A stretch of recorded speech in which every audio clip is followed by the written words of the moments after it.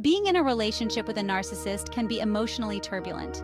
The initial allure of their charm is often overshadowed by the constant questioning of reality, justifying their actions, and feeling mentally and physically depleted. This video explores the profound impact of narcissistic abuse on one's mental, physical, and emotional well-being. It sheds light on why trusting your intuition is crucial and offers insights on reclaiming your overall health from the clutches of a narcissistic individual. But before we dive into this topic, make sure you hit that subscribe button. It's free, and it helps us to reach more people and spreading more awareness. Let's start with the impact on the mind. Narcissists confuse and try to subdue us with their gaslighting. Some days, things were excellent. I found the whole package from charm, charisma, and excitement. Then they discard you. They change the rules and move the goalposts. They throw tantrums and then apologize. Unfortunately, they always leave us feeling off balance, so our minds tend to make excuses. Our minds are extraordinary at accommodating. Our brains work like computers in that way. They take the data and figure things out. Remember that our brain is a pre-populated computer. It comes to us not only with our temperament, genetics, and such, but very quickly, it starts flirting with the rules around us. So for example, if you come from a household where forgiveness is the most important thing, no matter how terrible someone is, your mind will maintain that. You're going to come up with complex rationalizations to forgive this person. Or, if you're taught that quitting is only for losers, you're like, I can't quit a relationship. I can't quit a job because of a toxic boss. That lesson can often teach your mind to figure out a way to make excuses and justify issues. The mind often keeps you in a narcissistic relationship longer than you should be. I have to be honest with you. When you're in a relationship with a narcissist, your mind is one of the least valuable parts of you because it is so good at saying, well, you had a good day, and a good day is a good thing, so why not try another day? Where your mind messes with you and always goes too logical, it's like the doctor's spot of your brain. Your body is much more honest. Your body tells the truth.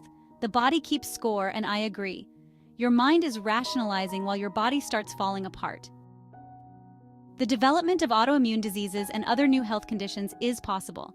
The body may be covered in unrelenting and horrifying patterns, like migraines, gastrointestinal problems, neurological problems, eye twitches. The list goes on. People's bodies start to give out physically, even though they were otherwise healthy with normal labs. The body starts breaking down, and it doesn't make sense to many people. But this is the part of them that isn't working anymore. That's precisely the kind of thing the narcissist causes them. Like horrific shoulder pain, when the person feels like they are the only one carrying the weight of the relationship.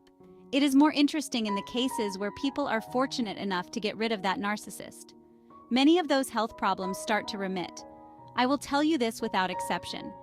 Every person I know who is stuck in a toxic relationship with a partner, family member, boss, or friend got sicker as time passed, no matter how much their mind tried to rationalize it. Now let's talk about the impact on our soul. Many people have anxiety reactions, fear reactions, or just a sense that they are no longer themselves. They're almost psychologically uncomfortable in addition to being physically painful. But like, as their mind says, stick it out, you could find a compromise. There's another way to think about this. That rational line is fighting and pushing and saying, come on, look at the data, even when the data is not good. But your psyche also starts to feel sick. The main thing we often see is anxiety, apathy, helplessness, worry, and self-doubt. People frequently struggle with this loss of authenticity. They lose themselves so often that they say they no longer recognize themselves. We are not able to be our authentic selves. The only way long-term relationships of any kind with a narcissistic person work is if we pull core parts of ourselves off. Because if we bring our true, authentic selves into a relationship, we won't put up with this. Yet we do, and that's the stupid rational line telling us to stick it out because it's the right thing to do. But our psyche gets in, and different brain parts are likely working overtime. The fear network is likely firing and firing. There is a heaviness. You get sadder and sadder each day. The psyche knows too. The mind keeps a score, and that fear increases and increases. People find themselves becoming more irritable, worried, and anxious.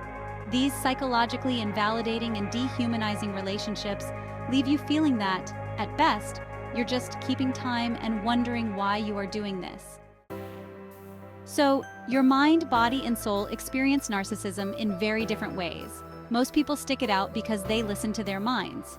We often do this even if our body is falling apart and our soul is cracking. Your body and psyche are also communicating with you.